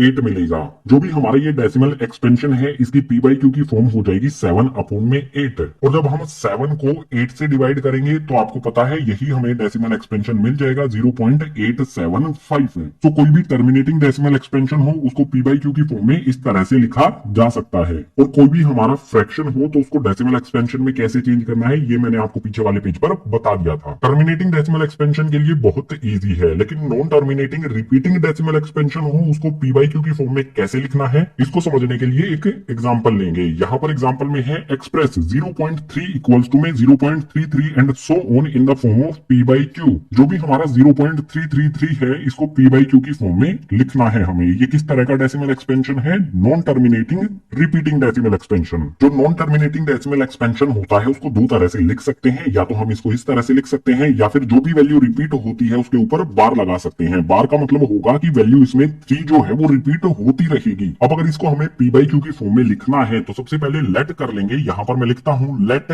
एक्स इक्वल्स टू में 0.3333 एंड सो ऑन। एक्स के इक्वल में हमने इस डेसिमल एक्सपेंशन को लेट कर लिया है। अब यहां पर यह समझना है कि कितनी डिजिट्स रिपीट होती हैं। हमारी एक ही डिजिट है जो बार बार रिपीट हो रही है, 3333 रिपीट हो रही है। इसमें एक वैल्यू पे बार लगा है तो हम 10 से मल्टीप्लाई करेंगे। अगर दो वैल्यूज पर बार लगा है तो हम 100 से मल्टीप्लाई करेंगे। अगर तीन वैल्यूज पे बार लगा है तो हम 1000 से मल्टीप्लाई करेंगे। अगर चार वैल्यूज पे बार लगा है तो हम 10,000 से मल्टीप्लाई करेंगे। अब इनको मल्टीप्लाई करना कहां पर है? एक वैल्यू पे बार लगा है, एक वैल्यू रिपीट हो रही है बार बार वही, तो हमें 10 से मल्टीप्लाई करना है लेफ्ट हैंड साइड वाली वैल्यू को भी और राइट हैंड साइड वाली वैल्यू को भी। ये हमारी फर्स्ट इक्वेशन होगी। इसके बाद इस फर्स्ट इक्वेशन को दोनों तरफ 10 से मल्टीप्लाई कर देंगे। यहां पर x है, 10 से मल्टीप्लाई करेंगे तो ये हो जाएगा हमारा 10x इक्वल्स का साइन लगा लेंगे 0.333 एंड सो ऑन। इसको 10 से मल्टीप्लाई करेंगे तो जो ये डेसिमल है ये इस तरफ शिफ्ट हो जाएगा। 10 से मल्टीप्लाई करने पर हमें मिलेगा 3.3333 एंड सो ऑन। ये हमारी सेकंड इक्वेशन हो जाएगी। अब जो भी हमें सेकंड इक्वेशन मिली है इस सेकंड इक्वेशन में से फर्स्ट इक्वेशन को माइनस करेंगे। सो सेकंड इक्वेशन को यहां पर ऊपर लिख लेता हूं 10x इक्वल्स टू में 3.3333 एंड सो ऑन। इसमें से हमें फर्स्ट इक्वेशन को माइनस करना है तो जो भी हमारी ये फर्स्ट इक्वेशन है इसके नीचे यहां पर लिख देता हूं। फर्स्ट इक्वेशन है हमारी x इक्वल्स टू में 0.3333 एंड सो ऑन। माइनस करना बहुत सिंपल है। पहले लेफ्ट हैंड साइड वाली टर्म्स को देख लेते हैं। 10x में से x को माइनस करेंगे तो मिलेगा हमें यहाँ पर 9x इक्वल्स का साइन लगा लेंगे। उसके बाद 3 में से 0 को माइनस करेंगे तो यहाँ पर आ जाएगा हमारा 3। उसके बाद डेसिमल के बाद देखो 333 एंड सो ऑन, यहाँ पर भी 333 एंड सो ऑन। डेसिमल के बाद वाली वैल्यूज बिल्कुल सेम है, यानी कि 0.333 में से 0.333 को माइनस करेंगे तो हमें 0 मिलेगा। सिंपल सी बात है, 3 में से 0 को माइनस करेंगे 3 आ जाएगा। उसके बाद इन वाली वैल्यूज में से इन वाली वैल्यूज को माइनस करेंगे तो 0 आ जाएगा, या फिर कुछ भी लिखने की जरूरत नहीं है। अब यहाँ से x की वैल्यू फाइंड कर लेंगे। x की वैल्यू फाइंड करने के लिए x एज इट इज रहेगा इक्वल्स टू में आ जाएगा 3। जो भी x के साथ 9 मल्टीप्लाई में है दूसरी तरफ शिफ्ट करेंगे तो यहाँ पर आ जाएगा डिवाइड में। 3 के टेबल में 3 आता है 1 टाइम पर और 3 के टेबल में 9 आता है 3 टाइम्स पर। जो भी हमारा x है इसकी वैल्यू आ जाती है 1 अपॉन में 3। स्टार्टिंग में हमने लेट किया था कि ये x के इक्वल है। ये डेसिमल एक्सपेंशन है नॉन टर्मिनेटिंग रिपीटिंग, x के इक्वल है और x की वैल्यू हमें मिलती है 1 अपॉन 3, यानी कि इस डेसिमल एक्सपेंशन की p बाई क्यू वाली फॉर्म हो जाएगी 1 अपॉन में 3। जो भी मेथड मैंने आपको ये बताया है इस मेथड से non terminating repeating decimal expansions को p बाई क्यू की फॉर्म में लिखा जा सकता है। सबसे पहले जो भी डेसिमल एक्सपेंशन होगा उसको x के इक्वल लेट कर लेंगे। जितनी वैल्यूज पर बार लगा है, जितनी वैल्यूज रिपीट हो रही हैं, एक वैल्यू रिपीट होगी तो 10 से मल्टीप्लाई करेंगे, दो वैल्यूज रिपीट हो रही होंगी तो 10 से, तीन वैल्यू होंगी तो 1000 से और चार वैल्यू हो रही होंगी तो 10,000 से मल्टीप्लाई किया जाएगा। यहाँ पर 3 हमारी जो वैल्यू है ये बार बार रिपीट हो रही है, एक ही वैल्यू बार बार रिपीट हो रही है तो 10 से हमने इधर और इधर मल्टीप्लाई कर दिया। उसके बाद इस इक्वेशन में से इस इक्वेशन को माइनस कर दिया और x की वैल्यू हमने फाइंड कर ली, वही हो जाएगा इस डेसिमल एक्सपेंशन की p बाई क्यू वाली फॉर्म। डेसिमल एक्सपेंशन क्या होता है, किस किस टाइप का होता है, डेसिमल एक्सपेंशन को p बाई क्यू की फॉर्म में कैसे लिखा जाता है या फिर p बाई क्यू की फॉर्म को डेसिमल एक्सपेंशन में कैसे चेंज किया जाता है, सभी चीजें डेसिमल एक्सपेंशन से रिलेटेड हमने यहाँ पर समझ ली है। अब चैप्टर का जो भी नेक्स्ट कॉन्सेप्ट है उसके लिए मूव करते हैं अगले पेज पर। Representing real numbers on number line. किसी भी रियल नंबर को नंबर लाइन पे शो किस तरह से किया जाएगा, रिप्रेजेंट किस तरह से किया जाएगा, इसको समझने के लिए एक एग्जांपल ले लेते हैं। जो स्टेप्स हम एग्जांपल में फॉलो करेंगे, क्वेश्चंस में भी आप यही स्टेप फॉलो करना, बिल्कुल सिंपली रिप्रेजेंट हो जाएगा कोई भी रियल नंबर नंबर लाइन पर। एग्जाम्पल में हमारे पास यहाँ पर है represent 5.37 on number line up to 5 decimal places. हमें एक नंबर दिया गया है 5.37, ध्यान से देखोगे तो 37 के ऊपर बार भी लगा है। इस नंबर को 5 डेसिमल प्लेसेस तक हमें किसी भी नंबर लाइन पर शो करना है, रिप्रेजेंट करना है। सबसे पहले जो भी हमारा ये नंबर है इसको 5 डेसिमल प्लेसेस तक लिखेंगे और 5 डेसिमल प्लेसेस तक हमारा नंबर क्या बनेगा, एक साइड में यहाँ पर लिख लेते हैं। नंबर हो जाएगा हमारा सबसे पहले तो 5.37 यहाँ पर लिखेंगे। जो भी हमारा डेसिमल है उसके बाद यहाँ पर 5 नंबर्स आने चाहिए और यहाँ पर 37 के ऊपर बार लगा है, इसका मतलब है कि यहाँ पर 37 रिपीट होगा। 37 के बाद फिर से आ जाएगा 37। देखो यहाँ पर कितने डिजिट हो गए हैं, 4 डिजिट हो गए हैं। डेसिमल के बाद हमें कितने चाहिए, 5 डेसिमल प्लेसेस तक करना है। तो उसके बाद फिर से 37 रिपीट होगा, लेकिन सिर्फ हम 3 लिखेंगे क्योंकि हमारे जो भी 5 डेसिमल प्लेसेस तक वैल्यू है वो कंप्लीट हो जाती है। जो भी हमारा ये नंबर है इसको हमें नंबर लाइन पर रिप्रेजेंट करना है। ये हमारी एक नंबर लाइन है। इस नंबर लाइन की शुरुआत होती है 0 से और ये जाता है 10 तक। हमें रिप्रेजेंट करना है 5.37373। तो सबसे पहले जो भी हमारा ये नंबर है इसका एक डेसिमल लेंगे, 5.3 तक हम लेंगे। 5.3 इस नंबर लाइन पर कहां पर आएगा, 5 और 6 के बीच में आएगा। तो जो भी हमारा ये 5 और 6 के बीच का डिस्टेंस है इसको यहाँ पर जूम इन किया जाएगा। जूम इन करने पर यहाँ पर 5.0 आ जाएगा, यहाँ पर 6.0 आ जाएगा। 5.0 के बाद 5.1, 5.2, 5.3, 5.4, 5.5, 5.6, 5.7, 5.8, 5.9 एंड लास्ट में 6.0 यानी कि 6 आ जाएगा। हमने सिंपली 5 और 6 को जूम किया है। जो भी हमारा ये नंबर था एक डेसिमल प्लेस तक तो हम इजीली यहाँ पर स्पॉट कर सकते हैं 5.3। अब इसके बाद एक डेसिमल और ले लेंगे, यहाँ पर हमारा नंबर हो जाएगा 5.37। 5.37 कहां पर आएगा, 5.3 और 5.4 के बीच में। तो जो भी हमारा ये 5.3 है और 5.4 का गैप है, इस गैप को जूम करेंगे। 5.3 यहाँ पर हो जाएगा 5.30 और 5.4 हो जाएगा यहाँ पर 5.40। बीच में आ जाएगा 5.31, 5.32, 5.33। इसी तरह से और नंबर्स यहाँ पर आ जाएंगे। हमें कौन सा नंबर चाहिए, 5.37। तो इजीली यहाँ पर स्पॉट किया जा सकता है, ये है हमारा 5.37। 5.37 मिलने के बाद एक डिजिट और बढ़ा के चलेंगे इसमें, जो हो जाएगा हमारा नंबर 5.373। उसके लिए क्या करना होगा, जो भी हमारा 5.37 है इसको और इससे नेक्स्ट वाले को जूम करेंगे। जूम करने के लिए पेज को थोड़ा सा ऊपर कर लेता हूं। 5.37 और 5.38 को यहाँ पर जूम करेंगे। 5.37 हो जाएगा हमारा 5.370 और 5.38 हो जाएगा हमारा 5.380। 5.37 के बाद यहाँ पर आ जाएगा 5.371, 5.372, 5.373, 5.374। इसी तरह से आगे वाले नंबर्स यहाँ पर आ जाएंगे और लास्ट में आ जाएगा 5.380। ये 3 डेसिमल प्लेसेस तक हमने वैल्यूज फाइंड कर ली हैं, यानी कि 5.373 ये हम इजीली स्पॉट कर सकते हैं। यहाँ पर आप देख सकते हो ये है हमारा 5.373। 3 डेसिमल प्लेसेस तक करने के बाद इसमें नेक्स्ट वाली डिजिट भी इंक्लूड करके रखेंगे तो हमारा नंबर बनेगा 5.3737। यानी कि डेसिमल के बाद 4 डिजिट आएंगी। अभी तक ये 3 डिजिट तक है। 4 डिजिट तक करने के लिए जो भी हमारा 5.37 है और 5.374 है इनको जूम करेंगे। 5.373 को जूम करने पर बनेगा ये 5.3730 और 5.374 को जूम करने पर हो जाएगा 5.3740। 4 डेसिमल प्लेसेस तक आ गए हैं और जो बीच की वैल्यूज है यहाँ पर एज इट इज आ जाएंगी, जैसा कि हमने ऊपर भी किया था। 4 डेसिमल प्लेसेस तक हमारा नंबर होता है 5.3737। इसे इजीली यहाँ पर स्पॉट किया जा सकता है। 4 डेसिमल प्लेसेस तक जो भी हमारा नंबर है 5.3737 उसको तो इजीली यहाँ पर स्पॉट किया जा सकता है। इससे नेक्स्ट एक स्टेप और करेंगे तो हमारा पूरा का पूरा नंबर 5 डेसिमल प्लेसेस तक नंबर लाइन पर हम शो इसे कर देंगे। और उसको शो करने के लिए पेज को फिर से थोड़ा सा ऊपर करेंगे। 4 डेसिमल प्लेसेस तक हमारा नंबर होता है 5.3737 जो यहाँ पर हमारा आ जाता है। अब जो भी हमारा ये वाला नंबर है और इससे नेक्स्ट वाला नंबर है इसको जूम करेंगे। यहाँ पर 5.3737 को जूम करेंगे तो ये हो जाएगा 5.37370 और 5.3738 को जूम करेंगे तो ये हो जाएगा 5.37380। इसके बीच वाले नंबर्स 5.37371, उसके बाद 5.37372 आ जाएगा। इसी तरह से आगे के नंबर्स यहाँ पर आ जाएंगे। हमें हमारा ये वाला नंबर ढूंढना है 5.37373। तो यहाँ पर आप देखिए 5.37373 यही नंबर हमें नंबर लाइन पर शो करना था। सो सक्सेसिव मैग्निफिकेशन से जो भी हमारा नंबर था 5.373 इसको हमने नंबर लाइन पर रिप्रेजेंट कर दिया है। जो हमारा ये वाला पॉइंट है, इस पॉइंट पर ये हमारा नंबर है 5.37373। कभी भी हमें कोई नंबर दिया गया है इस तरह से और बोला जाए कि 3 डेसिमल प्लेसेस तक, 4 डेसिमल प्लेसेस तक, 5 डेसिमल प्लेसेस तक या फिर और ज्यादा डेसिमल प्लेसेस तक इस नंबर को हमें नंबर लाइन पर शो करना है, तो इस वाले मेथड से आप उस नंबर को नंबर लाइन पर शो कर सकते हैं। एक्सरसाइज 1.4 में आपको इस कॉन्सेप्ट से रिलेटेड क्वेश्चंस मिलेंगे। बिल्कुल इजी कॉन्सेप्ट है, स्टेप बाय स्टेप आपको चलना है और जो भी हमारा नंबर होगा उसको नंबर लाइन पर शो कर देना है। मेथड का नाम भी मैंने आपको बता दिया है, सक्सेसिव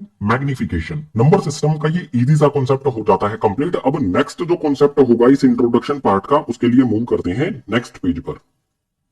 इंट्रोडक्शन में नेक्स्ट कॉन्सेप्ट आता है ऑपरेशन ऑन रियल नंबर्स। जब भी रियल नंबर्स को ऐड करेंगे, सब्ट्रैक्ट करेंगे, मल्टीप्लाई करेंगे, डिवाइड करेंगे तो कुछ पॉइंट्स का हमें ध्यान रखना है। ये कौन कौन से पॉइंट्स हैं एग्जांपल की हेल्प से समझ लेते हैं। सबसे पहले देख लेते हैं किसी भी रियल नंबर को ऐड करें या सब्ट्रैक्ट करें तो क्या पॉइंट हमें ध्यान में रखने हैं। इसके लिए एग्जाम्पल है हमारे पास ऐड 2√2 प्लस में 5√3 एंड √2 माइनस में 3√3। हमारे पास एक वैल्यू ये है और एक वैल्यू ये है, इन दोनों को हमें ऐड करना है। ऐड करने के लिए सिंपली यहाँ पर लिखा जाएगा जो भी हमारी फर्स्ट वाली वैल्यू है 2√2 प्लस में 5√3, इसके बाद प्लस का साइन लगा लेंगे। हमें इन दोनों को ऐड करना है तो प्लस का साइन आ जाएगा। इसके बाद ये वाली वैल्यू हमारी इसके आगे आ जाएगी √2 माइनस में 3√3। जब भी आप रियल नंबर्स को ऐड करेंगे या सब्ट्रैक्ट करेंगे, सबसे पहला पॉइंट ध्यान में क्या रखना है, यहाँ पर देखो 2√2 दिया गया है। इसमें हम कौन सी वैल्यू ऐड कर सकते हैं या कौन सी वैल्यू सब्ट्रैक्ट कर सकते हैं। जिस वैल्यू के साथ √2 दिया गया हो इस इक्वेशन में कहीं पर भी 2√2 को इस वाले रूट में ऐड किया जा सकता है या सब्ट्रैक्ट किया जा सकता है। अगर इनके बीच में प्लस का साइन बनेगा तो ऐड कर देंगे, अगर इनके बीच में माइनस का साइन बनेगा तो सब्ट्रैक्ट कर देंगे। जो भी हमारी ये दोनों टर्म्स हैं इनको इकट्ठा लिख लेते हैं। यहाँ पर ये आ जाएगा हमारा 2√2, उसके बाद ये कैसा है √2 प्लस का साइन इसके आगे लगा है तो प्लस में आ जाएगा हमारा √2। इसके बाद यहाँ पर है 5√3। यहाँ पर √3 है तो इस टर्म को किसी ऐसी वैल्यू में या तो ऐड कर सकते हैं या सब्ट्रैक्ट कर सकते हैं जिसमें √3 हो। जैसे यहाँ पर √3 है, 3√3 है, 5√3 को इसमें ऐड या फिर सब्ट्रैक्ट किया जा सकता है। सो यहाँ पर लिख लेते हैं प्लस का 5√3 है, उसके बाद जो भी हमारा ये वाली वैल्यू है इसके आगे है माइनस का साइन यानी कि माइनस में 3√3। अगर हमें रियल नंबर्स को ऐड करना है या सब्ट्रैक्ट करना है तो ध्यान में ये बात रखना कि जो भी रूट के अंदर वैल्यू है दूसरी टर्म में भी अगर वही वैल्यू है तो उनको ऐड किया जा सकता है या उनको सब्ट्रैक्ट किया जा सकता है। बीच में जो भी साइन होगा वही ऑपरेशन हम करेंगे। 2√2 में √2 ऐड कर देंगे तो ये हो जाएगा हमारा गाइस 3√2। इन दोनों को ऐड करने पर 3√2 आ गया। इसके बाद इनको सोल्व करेंगे, √3 दोनों में है तो सब्ट्रैक्ट किया जा सकता है। 5√3 में से 3√3 को माइनस करेंगे। इजी तरीका बताऊं आपको, 5 में से 3 को माइनस कर लो। 5 में से 3 को माइनस करेंगे तो यहाँ पर हमें मिलेगा 2। उसके बाद जो भी हमारा ये √3 है ये कॉमन यहाँ पर लिख दो √3। रियल नंबर्स को ऐड करने से रिलेटेड और सब्ट्रैक्ट करने से रिलेटेड आपको इंपॉर्टेंट पॉइंट्स जो थे मैंने आपको बता दिए हैं कि रूट के अंदर सेम वैल्यू होगी जिन टर्म्स में उन्हीं को ऐड किया जा सकता है और इन्हीं को सब्ट्रैक्ट किया जा सकता है। इसके बाद रियल नंबर्स को मल्टीप्लाई और डिवाइड कैसे करते हैं इसको भी एग्जाम्पल के साथ समझ लेते हैं। एग्जाम्पल हमारे पास है मल्टीप्लाई 6√5 बाई 2√5। हमें 6√5 और 2√5 को मल्टीप्लाई करना है तो सिंपली यहाँ पर लिखेंगे 6√5 मल्टीप्लाई में आ जाएगा हमारा 2√5। मल्टीप्लाई करने के लिए सबसे पहले जो भी रूट के बाहर वैल्यूज हैं उनको मल्टीप्लाई करेंगे। 6 को यहाँ पर 2 से मल्टीप्लाई करेंगे तो आ जाएगा हमारा 12। उसके बाद यहाँ पर रूट बनाएंगे। रूट के अंदर कौन कौन सी वैल्यूज हैं, यहाँ पर 5 है, यहाँ पर भी 5 है। इनको एक ही रूट के अंदर लिख सकते हैं 5 मल्टीप्लाई में 5। 6 को 2 से मल्टीप्लाई किया तो 12 आ गया। √5 को √5 से मल्टीप्लाई किया तो रूट के अंदर 5 मल्टीप्लाई 5 आ गया। अब आपको पता ही होगा कि रूट के अंदर अगर पेयर बन जाए तो 5 बाहर आ जाता है, यानी कि यहाँ पर हमारा 12 आ जाएगा और इस रूट के अंदर 5 का पेयर बन गया तो 5 इसमें से बाहर आ जाएगा। जब भी रूट के अंदर पेयर बनता है तो रूट हट जाता है और इनमें से एक वैल्यू बाहर आ जाती है। अब यहाँ पर 12 को 5 से मल्टीप्लाई करेंगे तो ये हो जाएगा 60। जो भी हमारी ये प्रॉब्लम थी इसका आंसर हो गया यहाँ पर 60। अब कुछ चीजें और यहाँ पर आपको एक्सप्लेन कर देता हूँ। सपोज कीजिए हमें कोई वैल्यू दी गई है 2√2, मल्टीप्लाई में दिया गया है 3√5। यहाँ पर क्या है, रूट के अंदर अलग अलग वैल्यूज हैं, इनको भी मल्टीप्लाई किया जा सकता है। ऐड और सब्ट्रैक्ट करने के लिए रूट के अंदर सेम वैल्यू होना जरूरी है, लेकिन मल्टीप्लाई करते समय ये जरूरी नहीं है। अगर इसको सोल्व करेंगे तो सबसे पहले 2 को 3 से मल्टीप्लाई कर लेंगे, 2 3 हो जाएगा 6। उसके बाद एक बड़ा सा रूट बना देंगे जिसके अंदर ये दोनों वैल्यूज आ जाएंगी। √2 को √5 से मल्टीप्लाई करेंगे तो रूट के अंदर आ जाएगा 2 मल्टीप्लाई में 5। इसको सोल्व करेंगे 6, रूट के अंदर क्या होगा, 2 को 5 से मल्टीप्लाई करेंगे तो ये हो जाएगा 10।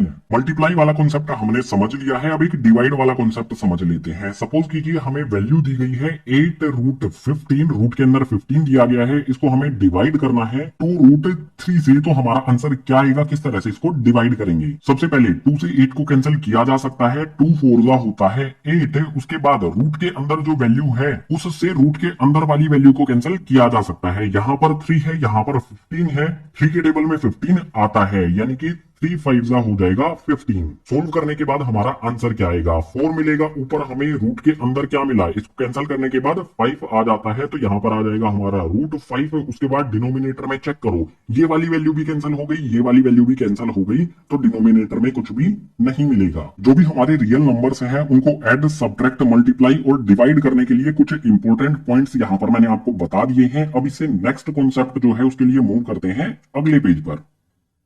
रैशनल नंबर और इरेशनल नंबर से रिलेटेड आपको 3 पॉइंट ध्यान में रखने होंगे। कौन कौन से 3 पॉइंट हैं, तीनों के तीनों यहाँ पर दिए गए हैं, एक एक करके समझ लेते हैं। सबसे पहले पॉइंट में दिया है द सम और difference of a rational number and an irrational number is irrational. Suppose कीजिए हमारे पास एक रैशनल नंबर है, एक इरेशनल नंबर है। अगर दोनों को ऐड करें या फिर दोनों का डिफरेंस फाइंड करें यानी कि माइनस करें तो हमें रिजल्ट में इरेशनल नंबर ही मिलेगा। इसको सिंपल तरीके से समझा देता हूँ। सपोज कर लीजिए हमारे पास आर से कोई रैशनल नंबर है, आई से कोई इरेशनल नंबर है। रैशनल और इरेशनल को ऐड करेंगे तो रिजल्ट में जो नंबर मिलेगा हमें वो इरेशनल होगा। बिल्कुल इसी तरह से अगर डिफरेंस फाइंड करेंगे, सपोज कीजिए कोई रैशनल नंबर है, इसमें से हम इरेशनल को सब्ट्रैक्ट करेंगे तो रिजल्ट में यहाँ पर भी इरेशनल नंबर ही हमें मिलेगा, या फिर इरेशनल नंबर में से रैशनल नंबर को सब्ट्रैक्ट करेंगे तो भी हमें इरेशनल नंबर ही मिलेगा। ये हमें फर्स्ट पॉइंट बताता है। अब इससे रिलेटेड एग्जांपल भी आपको दे देता हूँ। 2 हमारा एक रैशनल नंबर है, अगर इसमें हम ऐड कर दें √3 जो कि इरेशनल नंबर है, तो ये हमारा जो कंप्लीट नंबर बना है बॉक्स के अंदर ये इरेशनल होगा। रैशनल नंबर प्लस में इरेशनल नंबर हमेशा इरेशनल नंबर होता है। इसी तरह से 2 प्लस में √3 की बजाय हम 2 माइनस में √3 करें तो भी ये हमारा इरेशनल नंबर ही होगा, क्योंकि रैशनल नंबर में से इरेशनल नंबर को माइनस करने पर जो रिजल्ट है वो इरेशनल नंबर ही ये हमारा होगा। इसके बाद नेक्स्ट पॉइंट में दिया है द प्रोडक्ट और quotient of a non zero rational number with an irrational number is irrational. हमारे पास एक रैशनल नंबर है और एक इरेशनल नंबर है। अगर उन दोनों का प्रोडक्ट किया जाए यानी कि रैशनल नंबर मल्टीप्लाई में इरेशनल नंबर करेंगे तो रिजल्ट में हमें इरेशनल नंबर मिलेगा। इसी तरह से अगर रैशनल नंबर और इरेशनल नंबर को डिवाइड किया जाए, कंडीशन हमें कुछ इस तरह से दी हो, रैशनल नंबर डिवाइड में इरेशनल नंबर, तो रिजल्ट में हमें इरेशनल नंबर ही मिलेगा। या फिर इस तरह से भी हो सकता है इरेशनल नंबर अपोन में रैशनल नंबर, तो भी हमारा ये इरेशनल ही होगा। और यहाँ पर एक बात और ध्यान रखनी है, जो भी हमारा रैशनल नंबर होगा इन तीनों कंडीशन में वो 0 नहीं होना चाहिए। इसका एग्जांपल दे देता हूं। जैसे हमारे पास 2 है, इसमें मल्टीप्लाई कर देंगे √3। हमने क्या किया, एक रैशनल नंबर में इरेशनल नंबर मल्टीप्लाई कर दिया तो ये हमारा नंबर बन गया इरेशनल। बिल्कुल इसी तरह से अगर हमारा यहाँ पर 2 है, डिनोमिनेटर में यहाँ पर 3 है, ऊपर रैशनल नंबर है, नीचे इरेशनल नंबर है, तो ये हो जाएगा हमारा इरेशनल नंबर जो भी बॉक्स के अंदर है। जो भी सेकंड पॉइंट में कंडीशन थी उससे रिलेटेड एग्जांपल भी मैंने आपको दे दिए हैं। तो आ जाते हैं थर्ड पॉइंट पर। इसमें है if we add, subtract, multiply और divide two irrational the result में बी रैशनल और इरेशनल। हमारे पास 2 इरेशनल नंबर है, अगर उनको ऐड करें, सब्ट्रैक्ट करें, मल्टीप्लाई करें या डिवाइड करें तो जो रिजल्ट में नंबर मिलेगा वो रैशनल भी हो सकता है और इरेशनल भी हो सकता है। सिंपल टर्म्स में आप इसे इस तरह से समझ सकते हैं, इरेशनल मल्टीप्लाई में इरेशनल जब करेंगे तो ये नंबर हमारा रैशनल भी हो सकता है या फिर इरेशनल भी हो सकता है, या फिर इरेशनल प्लस में इरेशनल करेंगे तो ये हमारा रैशनल भी हो सकता है और इरेशनल भी हो सकता है। इसी तरह से इरेशनल प्लस में इरेशनल करेंगे तो ये हमारा इस कंडीशन में भी रैशनल या फिर इरेशनल हो सकता है। और इसी तरह से इरेशनल डिवाइड बाय इरेशनल होगा अगर हमारा नंबर, तो इस कंडीशन में भी रैशनल या इरेशनल हो सकता है। आपको एग्जांपल देकर बता देता हूं, अच्छी तरह से आप समझ जाओगे। जैसे यहाँ पर हमारा एक नंबर है √2, इसमें मल्टीप्लाई कर देंगे हम दूसरा इरेशनल नंबर √2, तो रिजल्ट में हमें 2 मिलेगा जो कि एक रैशनल नंबर होगा। इरेशनल नंबर में इरेशनल नंबर मल्टीप्लाई करेंगे तो ये जो हमारा नंबर है ये रैशनल भी हमें मिल सकता है या फिर इरेशनल भी मिल सकता है। इस वाली कंडीशन में रैशनल मिला है। दूसरी कंडीशन अगर देखें तो यहाँ पर मैं लिखता हूँ √2 मल्टीप्लाई में √3, तो हमें मिलेगा यहाँ पर ये रूट के अंदर 2 को 3 से मल्टीप्लाई करेंगे तो इस कंडीशन में हमें यहाँ पर इरेशनल मिलता है। कोई भी दो इरेशनल नंबर हैं, अगर उनको मल्टीप्लाई करें, प्लस करें, उसके बाद माइनस करें या फिर डिवाइड करें, इन चारों कंडीशंस में हमें जो नंबर मिलेगा, रिजल्ट में जो नंबर मिलेगा वो रैशनल भी हो सकता है और इरेशनल भी हो सकता है। एग्जाम्पल यहाँ पर मैंने आपको दे दिया है। जब भी किसी रैशनल नंबर में इरेशनल नंबर को ऐड करना हो, सब्ट्रैक्ट करना हो, मल्टीप्लाई करना हो या फिर डिवाइड करना हो, तो ये तीनों पॉइंट हमें हमेशा ध्यान रखने हैं। इन तीनों पॉइंट्स के बाद इंट्रोडक्शन का जो नेक्स्ट कॉन्सेप्ट है उसके लिए मूव करते हैं नेक्स्ट पेज पर। इस पेज पर है सब आइडेंटिटीज। कुछ फॉर्मूले यहाँ पर हैं, इनका इस्तेमाल करेंगे एक्सरसाइज 1.5 के क्वेश्चंस को सोल्व करने के लिए। आपको देखने में लग रहा होगा कि काफी डिफिकल्ट है, लेकिन बहुत आसान आइडेंटिटीज हैं और जब इनको क्वेश्चंस पे अप्लाई करेंगे तो क्वेश्चन और आसान हो जाएगा हमारे लिए। तो एक एक करके सभी आइडेंटिटीज को समझ लेते हैं एग्जाम्पल के साथ। सबसे पहले यहाँ पर दिया है √AB, ये इक्वल होता है √A √B के। सपोज कर लीजिए हमें रूट के अंदर दिया गया है 2 मल्टीप्लाई में 3, इसको हम इस तरह से भी लिख सकते हैं √2 और √3। रूट के अंदर कोई भी दो वैल्यूज एक दूसरे के साथ मल्टीप्लाई हैं तो उनको अलग अलग रूट के अंदर लिखा जा सकता है। क्वेश्चन में जैसी रिक्वायरमेंट होगी उसी तरह से इनको चेंज कर लेंगे। अगर हमें √2 मल्टीप्लाई 3 से इस तरफ चेंज करना है तो ये भी किया जा सकता है, या फिर अगर हमें √2 मल्टीप्लाई में √3 दिया गया है तो हम उनको इस तरह से भी लिख सकते हैं। जैसा क्वेश्चन में रिक्वायरमेंट है उसी तरह से इसको अप्लाई कर दिया जाएगा। इसके बाद नेक्स्ट है यहाँ पर √A/B, ये इक्वल होता है √A/√B के। सपोज कर लीजिए हमें इस तरह से कंडीशन दी गई है, रूट के अंदर 2/3 है तो हम इसको लिख सकते हैं इस तरह से √2/√3। अगर कोई फ्रैक्शन रूट के अंदर दिया गया है तो उसके न्यूमरेटर पे भी रूट लगा सकते हैं अलग से और डिनोमिनेटर पे भी रूट लगा सकते हैं। इसके बाद थर्ड आइडेंटिटी है √A+ में √B, √A- में √B, ये इक्वल होता है A-B के। इसको एग्जांपल से समझ लेते हैं। सपोज कीजिए हमें यहाँ पर दिया गया है √5+ में √2 ब्रैकेट के अंदर है, उसके बाद नेक्स्ट वाले ब्रैकेट के अंदर √5 है और माइनस का साइन है √2 आ जाता है। ये हमारा क्वेश्चन कुछ इसी तरह से है, √A+ √B, √A- √B, √5+ में √2, √5- में √2, तो ये इक्वल हो जाएगा किसके, A-B के। A हमारा 5 है और B हमारा 2 है, तो यहाँ पर आ जाएगा हमारा 5 में 2, 5 में से 2 को माइनस करेंगे तो आंसर आ जाएगा इस तरह की प्रॉब्लम का हमारा 3। आइडेंटिटी आपको देखने में डिफिकल्ट लग रही होगी, लेकिन क्वेश्चन को इसने कितना आसान बना दिया है ये समझना हमारे लिए जरूरी है। इसके बाद इससे नेक्स्ट आइडेंटिटी दी गई है A+ में √B, A- में √B, तो ये इक्वल होता है A² में B के। जो हमारी इससे पहले वाली आइडेंटिटी है इसी से सिमिलर ये वाली आइडेंटिटी है। इसके लिए भी एग्जाम्पल ले लेते हैं। सपोज कीजिए हमें यहाँ पर दिया गया है 5+ में √2, A हमारा रूट के अंदर नहीं है और B हमारा रूट के अंदर है। इसके बाद नेक्स्ट वाला जो ब्रैकेट है उसके अंदर दिया गया है 5- में √2, ये इक्वल होता है किसके, A² में B के। A हमारा 5 है तो यहाँ पर आ जाएगा 5 का स्क्वायर, इसके बाद माइनस का साइन लगा देंगे। यहाँ पर है B हमारा 2 है तो यहाँ पर 2 लिख दिया जाएगा। अब इसको सोल्व कर लेंगे। 5 का स्क्वायर होता है यहाँ पर 25 - 2 एज इट इज आ जाएगा। सोल्व करेंगे 25 - 2 तो ये हो जाएगा 23 हमारा इस प्रॉब्लम के लिए आंसर। जो भी हमारी ये आइडेंटिटी है इसको किस तरह से अप्लाई करना है एग्जांपल भी दे दिया है, तो इससे नेक्स्ट वाली आइडेंटिटी पे चलते हैं। ये भी सिमिलर है प्रीवियस दो आइडेंटिटी से ही। इस आइडेंटिटी में √A+B दिया गया है, √A- B दिया गया है, ये इक्वल होगा A- में B स्क्वायर के। इसके लिए भी एग्जाम्पल ले लेते हैं। सपोज कीजिए हमारा √5 यहाँ पर है, उसके बाद प्लस में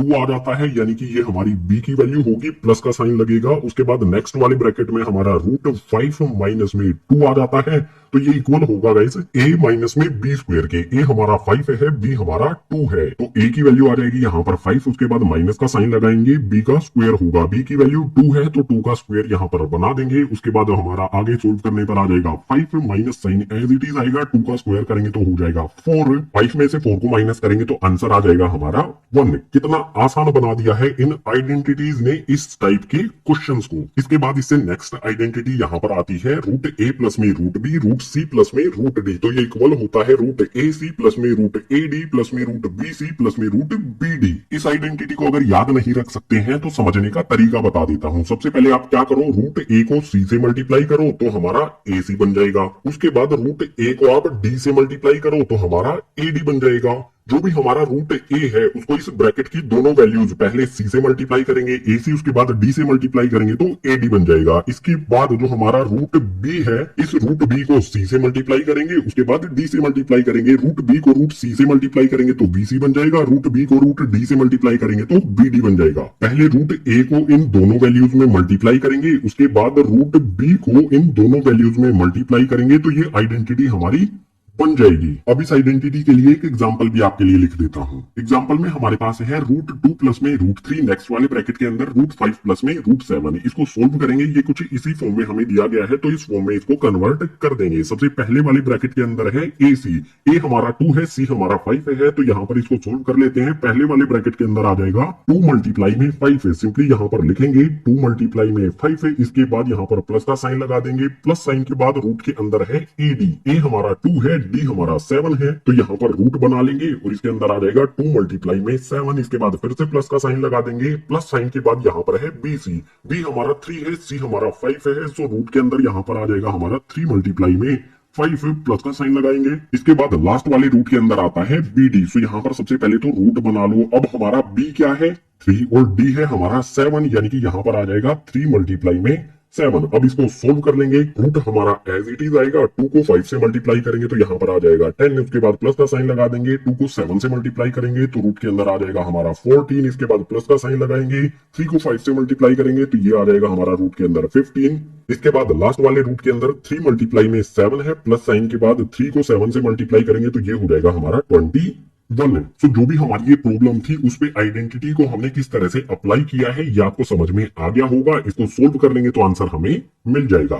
इसके बाद लास्ट वाली आइडेंटिटी सबसे इंपॉर्टेंट हो जाती है, इसको रब कर देता हूं। लास्ट वाली आइडेंटिटी को आप समझ लो, इसका एग्जांपल ले लेता हूं। यहाँ पर लास्ट वाली आइडेंटिटी में रूट ए प्लस रूट बी का होल स्क्वायर दिया गया है, तो ये इक्वल होता है ए प्लस में 2 रूट ए बी प्लस में बी के। इससे रिलेटेड आपको एक एग्जांपल दे देता हूं। सपोज कीजिए हमें दिया गया है रूट 2 प्लस में रूट 3, इसका होल स्क्वायर किया गया है। ए हमारा फर्स्ट वाले रूट के अंदर होगा यानी कि 2, बी हमारा सेकंड वाले रूट के अंदर होगा यानी कि 3। ए की वैल्यू 2, बी की वैल्यू 3। अब इसको हम सोल्व करेंगे तो हमारा क्या आएगा, सबसे पहले ए आएगा जिसकी वैल्यू हमारी यहाँ पर 2 है, तो 2 लिख देंगे, उसके बाद प्लस का साइन लगा लेंगे। जो भी हमारी ये आइडेंटिटी है, फॉर्मूला है, इसमें अलग से यहाँ पर एक 2 आता है, इस वाले 2 को लिख देंगे। इस 2 के बाद रूट बनता है, रूट बना लेंगे। यहाँ पर इस रूट के अंदर ए बी है यानी कि ए मल्टीप्लाई में बी है। ए हमारा 2 है, बी हमारा 3 है, रूट के अंदर ये दोनों मल्टीप्लाई हो जाएंगे। 2 मल्टीप्लाई 3 यहाँ पर आ जाएगा। इसके बाद प्लस का साइन लगा लेंगे, प्लस साइन के बाद यहाँ पर है बी, बी हमारा 3 है तो यहाँ पर लिख देंगे।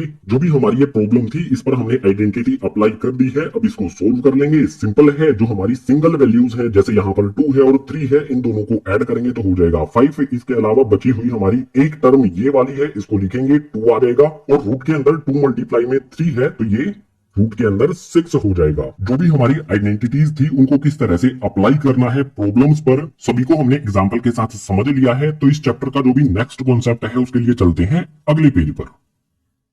चैप्टर के इंट्रोडक्शन में नेक्स्ट कॉन्सेप्ट आता है रैशनलाइज द डिनोमिनेटर। सपोज कीजिए हमारे पास एक फ्रैक्शन है 1 अपॉन में रूट 2, और जो भी डिनोमिनेटर है ये रूट के अंदर है। डिनोमिनेटर में हमारी कोई भी वैल्यू रूट के अंदर है तो हम उसको इस तरह से नहीं रख सकते हैं, इसका रूट हमें हटाना होगा। डिनोमिनेटर की वैल्यू पे रूट नहीं होना चाहिए। इस रूट को हटाने के लिए इस डिनोमिनेटर को रैशनलाइज किया जाएगा। या फिर सपोज कर लीजिए जो भी पीछे वाले पेज पर आइडेंटिटीज दी गई है, किसी क्वेश्चन पर हम वो आइडेंटिटी अप्लाई करके आंसर फाइंड कर लेते हैं, और आंसर में हमें जो भी डिनोमिनेटर की वैल्यू है वो रूट के अंदर मिलती है, तो वो हमारा आंसर सही नहीं होगा। डिनोमिनेटर में कोई भी वैल्यू रूट के अंदर नहीं होनी चाहिए, रैशनलाइज करना होगा, उसके बाद हमें हमारा आंसर मिलेगा। अगर हमें कोई वैल्यू इस तरह से दी गई है 1 अपॉन में रूट 2, इसको किस तरह से रैशनलाइज करेंगे। डिनोमिनेटर में सिर्फ एक ही वैल्यू है तो रैशनलाइज करना इजी होता है। रैशनलाइज करने के लिए मल्टीप्लाई का साइन लगाएंगे। जो भी डिनोमिनेटर में वैल्यू है उसको ऊपर और नीचे दोनों जगह पर मल्टीप्लाई कर देंगे। डिनोमिनेटर में रूट 2 है तो ऊपर भी रूट 2 से मल्टीप्लाई करेंगे और नीचे भी √2 से मल्टीप्लाई करेंगे। अब इसको सोल्व कर लेंगे। सोल्व करने के लिए 1 को √2 से मल्टीप्लाई करेंगे। 1 को √2 से मल्टीप्लाई करने पर हमारा √2 ही रहेगा। उसके बाद डिनोमिनेटर में यहाँ पर आप देख सकते हो √2 को √2 से मल्टीप्लाई करना है, यानी कि यहाँ पर एक रूट बना देते हैं और इस रूट के अंदर ये वाला और ये वाला दोनों 2 आ जाएंगे और बीच में आ जाएगा मल्टीप्लाई का साइन। अब इसको आगे सोल्व करेंगे तो √2 हमारा एज इट इज रहेगा। उसके बाद डिनोमिनेटर में आप देख सकते हो जो भी रूट है इसके अंदर 2 का पेयर बन गया है। जब भी रूट के अंदर पेयर बन जाए तो वैल्यू बाहर आ जाती है और रूट हट जाता है। पेयर में से एक वैल्यू बाहर आती है, यानी कि यहाँ पर आ जाएगा 2। डिनोमिनेटर में जो भी हमारी वैल्यू रूट के अंदर थी, इस रूट को हमें हटाना होगा। हटाने के लिए इसको रैशनलाइज किया तो हमें मिला √2/2। देख सकते हो डिनोमिनेटर से रूट हमने हटा दिया है। डिनोमिनेटर में हमारी सिंगल टर्म है तो इस तरह से रैशनलाइज करेंगे, लेकिन डिनोमिनेटर में हमारी 2 वैल्यूज आ जाए तो रैशनलाइज कैसे करना है इस वाले एग्जांपल से समझ लेते हैं। यहाँ पर हमारे पास है 1/2 प्लस में √3। डिनोमिनेटर में जो भी हमारी वैल्यू रूट के अंदर दी गई है इसको रूट से बाहर निकालना होगा, तो रैशनलाइज करने के लिए यहाँ पर हम मल्टीप्लाई का साइन लगाएंगे। जो भी हमारी वैल्यू डिनोमिनेटर में है इसको ऊपर भी मल्टीप्लाई करेंगे, नीचे भी मल्टीप्लाई करेंगे, लेकिन एक छोटा सा चेंज करके। अगर यहाँ पर प्लस का साइन है तो माइनस साइन में चेंज कर देंगे और ऊपर और नीचे मल्टीप्लाई कर देंगे। अगर यहाँ पर माइनस साइन होता तो प्लस साइन लगा के ऊपर और नीचे मल्टीप्लाई कर देते हैं। जो भी साइन यहाँ पर होगा उसको चेंज करके यहाँ पर ऊपर और नीचे मल्टीप्लाई कर देना है। यहाँ पर प्लस का है तो इसको चेंज कर देंगे माइनस में, मल्टीप्लाई करेंगे 2 माइनस में √3 और डिनोमिनेटर में भी 2 माइनस में √3। ऊपर और नीचे मल्टीप्लाई करने के बाद अब इसको सोल्व कर लेंगे। सोल्व करना आसान है। 1 को 2 माइनस √3 में मल्टीप्लाई करेंगे तो 2 माइनस √3 ही रहेगा, कोई भी चेंज नहीं आएगा। किसी भी वैल्यू में 1 मल्टीप्लाई किया जाए तो वो वैल्यू एज इट इज रहती है, कोई भी चेंज नहीं आता है। इसके बाद डिनोमिनेटर पर आ जाओ। डिनोमिनेटर में हमारे पास है 2 प्लस में √3, 2 माइनस में √3। पीछे वाले पेज पर जो आइडेंटिटीज हमने पढ़ी थी उनमें से किसी एक आइडेंटिटी को यहाँ पर अप्लाई किया जा सकता है। ये कुछ इस फॉर्म में हमें दिया गया है a प्लस में √b, उसके बाद नेक्स्ट वाले ब्रैकेट में है हमारा a माइनस में √b, और ये किसके इक्वल होता है a² माइनस में b के। तो यहाँ पर 2 प्लस में √3, 2 माइनस में √3, इसको सोल्व करेंगे तो a² माइनस b हो जाएगा। a हमारा 2 है, b हमारा 3 है। a यहाँ पर आ जाएगा हमारा 2, a का हमें स्क्वायर करना है तो a का हमने स्क्वायर कर दिया। इसके बाद माइनस का साइन लगा लेंगे, माइनस साइन के बाद b आएगा जो हमारा 3 है, तो यहाँ पर लिख देंगे। अब इसको आगे सोल्व करेंगे तो ऊपर की वैल्यूज 2 माइनस में √3 एज इट इज रहेगी और डिनोमिनेटर में यहाँ पर आ जाएगा 2 का स्क्वायर, यानी कि 2 मल्टीप्लाई में 2, ये हो जाएगा 4 माइनस 3 एज इट इज आ जाएगा। इक्वल्स का साइन लगाएंगे, यहाँ पर 2 माइनस में √3, ऊपर वाली वैल्यूज एज इट इज आएंगी। उसके बाद जो भी डिनोमिनेटर में है उसको सोल्व करेंगे। 4 में से 3 को माइनस करने पर हमें मिल जाएगा 1। एक बात हमेशा ध्यान रखना, डिनोमिनेटर में अगर हमें 1 मिलता है तो उसको लिखना जरूरी नहीं होता है, यानी कि जो भी हमारी ये वैल्यू थी इसको रैशनलाइज जब हमने किया तो हमें मिला 2 माइनस में √3, यही हो जाएगा हमारा आंसर। डिनोमिनेटर को किस तरह से रैशनलाइज किया जाता है इससे रिलेटेड एग्जाम में हमेशा क्वेश्चन आता ही आता है। सो अच्छी तरह से इस कॉन्सेप्ट के हमने 2 एग्जांपल यहाँ पर ले लिए हैं, तो रैशनलाइज द डिनोमिनेटर वाला कॉन्सेप्ट हो जाता है कंप्लीट। अब इस चैप्टर के इंट्रोडक्शन में एक कॉन्सेप्ट आता है कंस्ट्रक्शन से रिलेटेड, उसको समझते हैं नेक्स्ट पेज पर। सपोज कीजिए हमारे पास एक इरेशनल नंबर है √9.3, रूट के अंदर डेसिमल की फॉर्म में है। अगर इसको नंबर लाइन पर शो करना है तो उसके लिए कौन से स्टेप्स हमें फॉलो करने होंगे। √9.3 को नंबर लाइन पर रिप्रेजेंट करने के लिए सबसे पहले स्केल लेंगे और हम ड्रॉ करेंगे 9.3 सेंटीमीटर की एक लाइन। तो ये यहाँ पर है 0, यहां से यहां तक हो जाता है हमारा 9.3। हमने एक लाइन ड्रॉ कर दी है। जो भी हमारा ये वाला पॉइंट है A हो जाएगा, ये वाला पॉइंट है B हो जाएगा। इस पॉइंट को थोड़ा सा हाईलाइट भी करके रखेंगे। अब जो भी हमारा B पॉइंट है, इस पॉइंट से 1 सेंटीमीटर आगे बढ़ा देंगे, इस लाइन को एक्सटेंड कर देंगे। तो यहाँ पर मैंने ये स्केल रखा, लाइन को मैंने 7 यहाँ पर है, 8 तक इस लाइन को आगे बढ़ा देते हैं। ये हमारा A पॉइंट, ये हमारा B पॉइंट और ये पॉइंट हो जाएगा हमारा C। जो भी हमारी ये AC लाइन बनी है इसका मिड पॉइंट हमें ढूंढना है। मिड पॉइंट ढूंढने के लिए AC का करेंगे perpendicular bisector draw. Perpendicular bisector draw करने के लिए जरूरत होगी हमें कंपास की। सो सिंपल है, C पॉइंट पर हमें रखना है कंपास को, आधे से ज्यादा इसे ओपन करके एक बड़ी सी आर्क ऊपर की तरफ लगा दो, बड़ी सी आर्क नीचे की तरफ लगा दो। इसी तरह से A पॉइंट पे रखेंगे, उतना ही कंपास को खोले रखेंगे, ऊपर वाली आर्क को कट कर दो और नीचे वाली आर्क को भी कट कर दो। जहां पर भी ये दोनों आर्क ऊपर और नीचे एक दूसरे को कट करती हैं, इनसे होती हुई एक स्ट्रेट लाइन यहाँ पर ड्रॉ कर देंगे जहां पर भी एक दूसरे को क्रॉस करती हैं। सो यहाँ पर मैंने स्केल रखा है, जहां पर भी आर्क से एक दूसरे को कट करती हैं, इससे होती हुई एक सीधी लाइन हमने ड्रॉ कर दी है। जो भी हमारा ये वाला पॉइंट है, इस पॉइंट को नाम दे देंगे ओ। इसे नेक्स्ट स्टेप करने के लिए फिर से जरूरत होगी इस कंपास की टिप को रखेंगे ओ पॉइंट पर और इसे ओपन कर लेंगे ए वाले पॉइंट तक। इतना ओपन करने के बाद जो भी हमारा ये ए पॉइंट है, यहां से होती हुई एक बड़ी सी आर्क ड्रॉ कर देंगे जो हमारे सी पॉइंट पर एंड होगी। ये हमारी एक बड़ी सी आर्क हमने ड्रॉ कर दी इस वाले पॉइंट पर कंपास की टिप को रख के, ये एक सेमी सर्कल बन गया। अब जो भी हमारा ये बी पॉइंट है, इस बी पॉइंट पर 90 डिग्री का एंगल बनाएंगे। 90 डिग्री एंगल बनाने के लिए डी वाला स्केल हमारे पास है जिसे प्रोटेक्टर कहते हैं। इसको बी पॉइंट पर रखेंगे, 90 डिग्री जहां पर भी होता है इसके लिए पॉइंट लगा देंगे। ये वाला पॉइंट हो जाता है 90 डिग्री के लिए। अब जो भी हमारा बी पॉइंट है, यहां से एक लाइन ड्रॉ करेंगे इस पॉइंट के लिए, लेकिन इस पॉइंट तक नहीं करेंगे। स्केल रख के बताता हूं कहां तक लाइन ड्रॉ की जाएगी। सो बी पॉइंट से इस पॉइंट को हमने मैच कर लिया है। जो भी बी पॉइंट है, यहां से हम लाइन स्टार्ट करेंगे और इसे ऊपर तक लेकर जाएंगे जहां पर ये इस बड़ी सी आर्क को टच करेगा। सिर्फ यहां तक ही ड्रॉ किया जाएगा। इस पॉइंट से मैच करके हमने बी पॉइंट से यहां तक लाइन ड्रॉ कर दी। ये हमारा एंगल बना है यहां पर 90 डिग्री का। इसके बाद जो भी हमारी ये लाइन ए सी है, इसी लाइन को आगे की तरफ एक्सटेंड कर देंगे, इस तरफ बढ़ा देंगे। सो स्केल रख के इसे आगे की तरफ बढ़ाते हैं। मेजरमेंट करने की जरूरत नहीं है, जितना भी आगे एक्सटेंड कर सकते हैं कर देना है। इसके बाद जो हमारा नेक्स्ट स्टेप होगा, उसके लिए जरूरत होगी हमें फिर से कंपास की। कंपास को बी पॉइंट पर रखना है और जहां पर भी ये परपेंडिकुलर इस आर्क को टच करता है, यानी कि ये वाला पॉइंट, इस पॉइंट तक कंपास को ओपन कर लेना है। यहां तक मैंने इसे ओपन कर लिया। अब एक आर्क लगा देनी है हमें इस लाइन पर, जो भी हमारी हॉरिजॉन्टल लाइन है। जहां पर भी ये आर्क हमारी इस लाइन को टच करती है, उस पॉइंट को नाम दे देंगे ई। और जो भी हमारा ये वाला पॉइंट है, इसको भी नाम दे देते हैं डी। बी पॉइंट पर कंपास रख के डी पॉइंट से एक आर्क हमने ड्रॉ कर दी है जो इस लाइन को ई पॉइंट पर टच करती है। अब जो भी हमारा बी से ई तक का डिस्टेंस होगा, उसी को कहेंगे हम रूट 9.3। इस तरह से हमारा कोई इरेशनल नंबर है, डेसिमल में रूट के अंदर दिया गया है। जैसे यहाँ पर हमें 5.3 दिया जा सकता था, रूट के अंदर हमें यहाँ पर 3.5 दिया जा सकता था। जो भी हमारे ये नंबर्स हैं, इस तरह से इन सभी नंबर्स को नंबर लाइन पर शो किया जा सकता है। जो भी स्टेप्स यहाँ पर इस कंस्ट्रक्शन में फॉलो किए गए हैं, आपको भी वही सेम स्टेप्स फॉलो करने हैं और जो भी इस तरह के नंबर्स हैं, उन नंबर्स को नंबर लाइन पर इजीली शो कर सकते हैं। इरेशनल नंबर से रिलेटेड ये वाला कॉन्सेप्ट हो जाता है कंप्लीट। इंट्रोडक्शन का लास्ट कॉन्सेप्ट, उसके लिए मूव करते हैं नेक्स्ट पेज पर।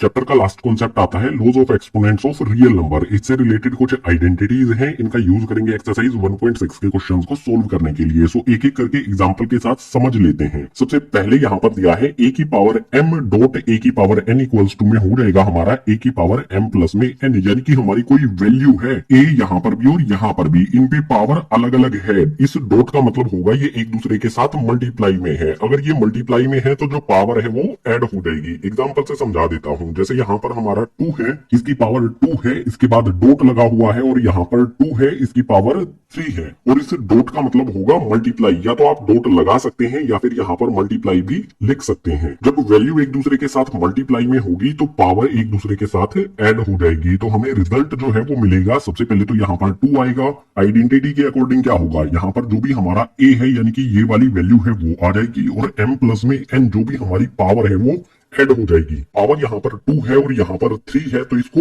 ऐड कर देंगे, 2 प्लस में 3 हो जाएगा। इसको सोल्व करेंगे, 2 की पावर कितनी हो जाएगी हमारी, 2 प्लस में 3, ये हो जाएगी हमारी 5। और 2 की पावर 5 का मतलब होगा 2 मल्टीप्लाई में 2 मल्टीप्लाई में 2 मल्टीप्लाई में 2 मल्टीप्लाई में 2। जितनी भी पावर लगी है उतनी बार ही 2 आपस में एक दूसरे से मल्टीप्लाई होगा। इसको कैलकुलेट करेंगे तो हमारा आंसर आ जाएगा। 2 को 2 से मल्टीप्लाई करेंगे 4, 4 को 2 से मल्टीप्लाई करेंगे 8, 8 को 2 से मल्टीप्लाई करेंगे 16, 16 को 2 से मल्टीप्लाई करेंगे तो आंसर में मिलेगा हमें 32। फर्स्ट वाले पॉइंट के बारे में बिल्कुल सिंपल, अगर हमारी वैल्यूज मल्टीप्लाई है तो पावर ऐड हो जाती है। इसके बाद नेक्स्ट वाले में यहाँ पर हमें दिया है a की पावर m, उसके बाद ब्रैकेट लगाया गया है एंड यहाँ पर पावर आ जाती है n। ये इक्वल होता है a की पावर m मल्टीप्लाई में n यानी कि m n के। इससे रिलेटेड भी एक एग्जांपल देख लेते हैं। सपोज कीजिए यहाँ पर हमारा ये 2 है, इसकी पावर यहाँ पर 2 है, इस पे हमने ब्रैकेट लगा दिया। इस ब्रैकेट के बाहर एक और पावर यहाँ पर लगाई गई है 3। देख सकते हो ये कुछ इसी फॉर्म में है, a की पावर m है, ब्रैकेट लगाया गया है और पावर n है। ये हमारा a हो जाएगा, इसकी पावर ये m हो जाएगी और ये n हो जाएगी। जब इसको हम सोल्व करेंगे तो क्या होगा, हमारा a की पावर m n यानी कि m मल्टीप्लाई में n हो जाएगा। सबसे पहले a यानी कि 2 आ जाएगा हमारा। अब जो भी पावर है ये एक दूसरे से मल्टीप्लाई हो जाएगी। 2 को 3 में मल्टीप्लाई करेंगे तो यहाँ पर आ जाएगा हमारा 6 और 2 की पावर 6 का मतलब होगा 2 मल्टीप्लाई में 2 मल्टीप्लाई में 2 मल्टीप्लाई में 2 मल्टीप्लाई में 2 मल्टीप्लाई में 2। जो भी हमारा 2 है वो 6 बार आपस में ही मल्टीप्लाई हो जाएगा। जब इसको सोल्व करेंगे तो हमें मिलेगा 64 में हमारा आंसर। ये हमारा आंसर हो जाएगा। इससे नेक्स्ट यहाँ पर है a की पावर m अपॉन में a की पावर n। ये इक्वल होता है a की पावर m माइनस n के। सिंपल वर्ड्स में वैल्यू एक दूसरे के साथ डिवाइड है तो पावर माइनस हो जाती है। एग्जांपल से समझ लेते हैं। सपोज कीजिए 5 की पावर यहाँ पर 3 है, इसके बाद यहाँ पर 5 की पावर 2 है। जब इसको सोल्व करेंगे तो हमें क्या मिलेगा, a की पावर m माइनस में n। सबसे पहले तो हमारा आ जाएगा यहाँ पर a, जो यहाँ पर हमारा 5 है, सो 5 आ जाएगा। इसके बाद ऊपर पावर m है, नीचे पावर n है। ये वाला m होगा, ये वाला n होगा। m में से n को माइनस करना है यानी कि 3 माइनस में हो जाएगा 2। अब इसको सोल्व करेंगे, 5 हमारा एज इट इज आएगा, उसके बाद 3 माइनस में 2, यहाँ पर पावर आ जाएगी 1। 5 की पावर 1 क्या होगा, 5 के इक्वल ही होगा। तो ये हो जाएगा हमारा आंसर। सिंपल आपको 2 पॉइंट से समझ लेने हैं। वैल्यूज एक दूसरे के साथ मल्टीप्लाई में है तो पावर ऐड हो जाएंगी, वैल्यूज एक दूसरे के साथ डिवाइड में है तो पावर माइनस हो जाएगी। इसके बाद लास्ट वाले पॉइंट को भी समझ लेते हैं। यहाँ पर है a की पावर m, b की पावर m। पावर यहाँ पर सेम है लेकिन वैल्यू यहाँ पर अलग अलग है। ये इक्वल होगा a b की पावर m, यानी कि जो पावर है यहाँ पर कॉमन आ जाएगी और जो भी हमारी वैल्यूज है वो एक दूसरे के साथ मल्टीप्लाई हो जाएंगी। इसके लिए भी एग्जाम्पल ले लेते हैं। सपोज कीजिए हमारे पास 2 है, इसकी पावर है 3, इसके बाद हमारे पास 3 है, इसकी पावर भी 3 है। आप देख सकते हो वैल्यूज हमारे पास अलग अलग हैं लेकिन पावर यहाँ पर सेम है। जब इसको सोल्व करेंगे तो जो भी हमारी वैल्यूज हैं वो इकट्ठी हो जाएंगी यानी कि एक दूसरे के साथ मल्टीप्लाई हो जाएंगी। ए बी का मतलब होगा a मल्टीप्लाई में b। a हमारा 2 है, b हमारा 3 है, 2 को 3 से मल्टीप्लाई करेंगे तो ये हो जाएगा हमारा 6। अब a और b पर जो भी पावर m लगी थी, सेम पावर लगी थी, वो इस 6 पर लग जाएगी जैसे यहाँ पर लगी हुई है m। यहाँ पर पावर आ जाएगी हमारी 3। अब इसको सोल्व कर लेंगे। 6 की पावर 3 का मतलब होगा 6 मल्टीप्लाई में 6 मल्टीप्लाई में 6। 6 को 6 से मल्टीप्लाई करेंगे तो ये हो जाएगा 36 है, 36 को 6 से मल्टीप्लाई करेंगे तो ये हो जाएगा हमारा 216। ये हो जाएगा आंसर। रियल नंबर्स के जो भी एक्सपोनेंट्स होते हैं उससे रिलेटेड हमने कुछ लॉज, नियम समझ लिए हैं या फिर कह सकते हैं फॉर्मूले समझ लिए हैं एग्जाम्पल के साथ। यही चैप्टर का लास्ट कॉन्सेप्ट था। इसी लास्ट कॉन्सेप्ट के साथ जो भी नंबर सिस्टम का इंट्रोडक्शन पार्ट है ये हो जाता है कंप्लीट।